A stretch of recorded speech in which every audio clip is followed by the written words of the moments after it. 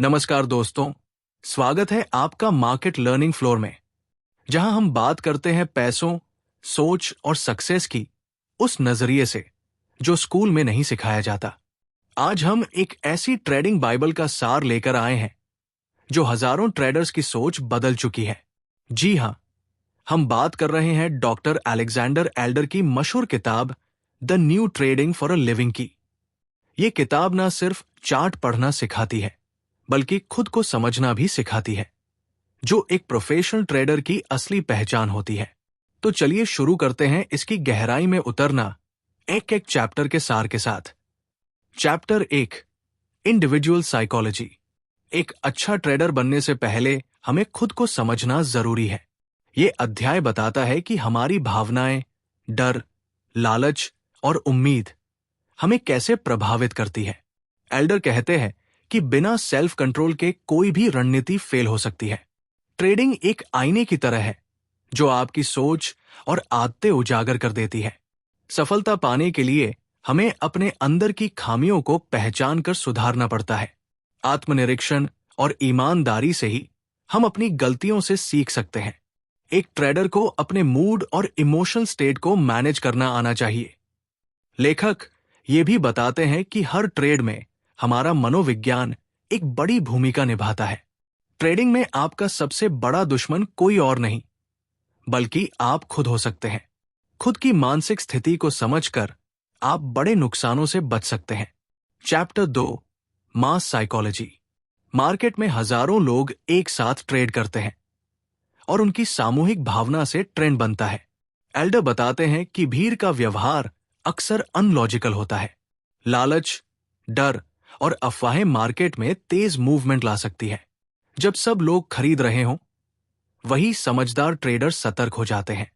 यह chapter trader को सिखाता है कि कैसे वो भीड़ की मानसिकता से अलग सोचे। मनी मैनेजमेंट के साथ साथ भीड़ से अलग निर्णय लेना एक आर्ट है। ज्यादातर समय मार्केट रैंडम चलता है और पैनिक या उत्साह से भर जाता है। आपको ट्रेंड्स का फायदा उठाना है, ना कि उनमें बह जाना है। भावनात्मक ट्रैप से बचना ही स्मार्ट ट्रेडिंग है। Chapter 3, classical chart analysis. इस चैप्टर में क्लासिकल चार्ट पैटर्न जैसे head and shoulder, double top bottom की व्याख्या की गई है। एल्डर बताते हैं कि चार्ट पढ़ना सीखना जरूरी है, लेकिन आंख बंद करके भरोसा नहीं करना चाहिए। ट्रेंड लाइन, सपोर्ट और रेजिस्टेंस के कॉन्सेप्ट को भी डिटेल में समझाया गया है। पैटर्न्स केवल संभावनाएं दिखाते हैं, गारंटी नहीं। चार्ट पर बने शेप्स और मूवमेंट से हमें एंट्रेंस और एग्जिट के संकेत मिल सकते हैं। रेंजिंग और ट्रेंडिंग मार्केट में पैटर्न्स की सफलता दर अलग होती है।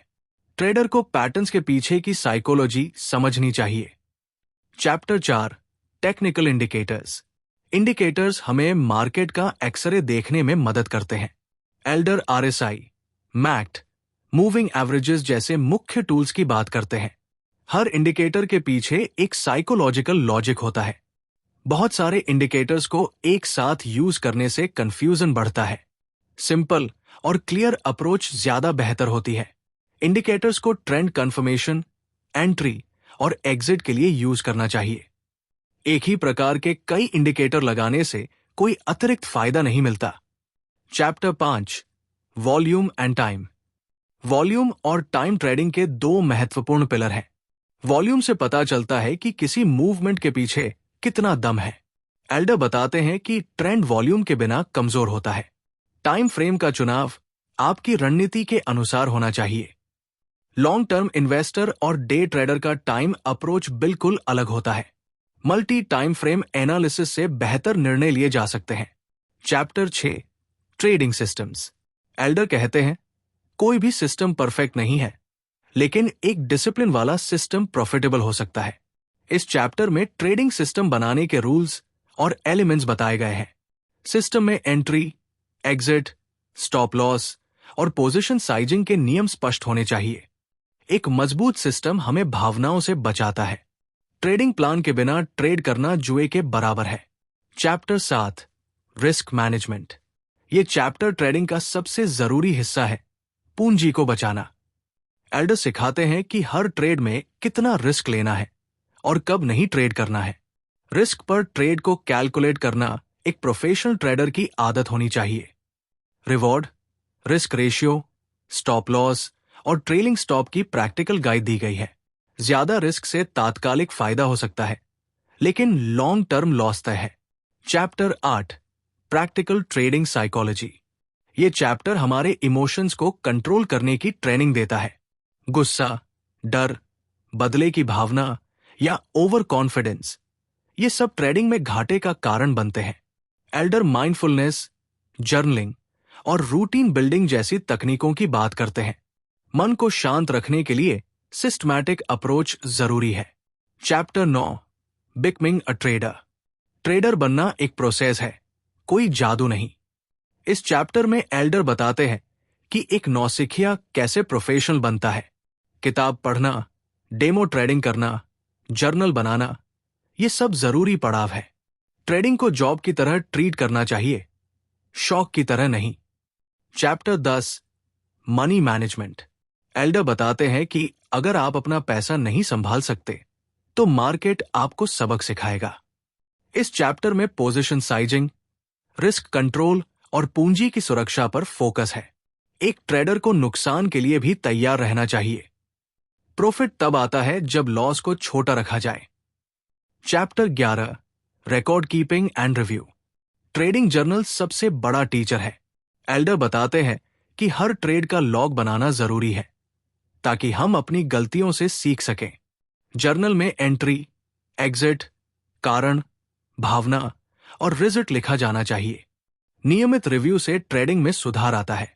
Chapter 12, selecting a market and time frame.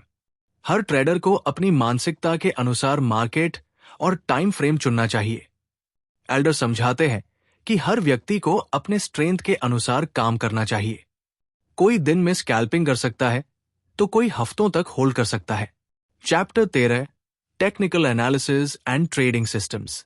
ये चैप्टर पुराने चैप्टर का मिक्स है, जहां टेक्निकल एनालिसिस को सिस्टम में ढालने की बात होती है। एल्डर बताते हैं कि कैसे चार्ट और इंडिकेटर्स मिलकर एक काम करने वाला सिस्टम बनाते हैं। Chapter 14, trade management. ट्रेड में एंट्री के बाद असली काम शुरू होता है, कैसे उसे हैंडल किया जाए। एल्डर बताते हैं कि एक सही ट्रेड को कब होल्ड करें, कब ट्रेल करें और कब एग्जिट करें। Chapter 15, day trading.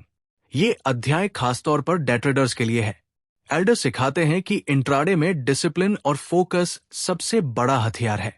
इंट्राडे में माइंडसेट, सेटअप और रिस्क मैनेजमेंट अलग होता है। Chapter 16, behavioural finance and modern psychology.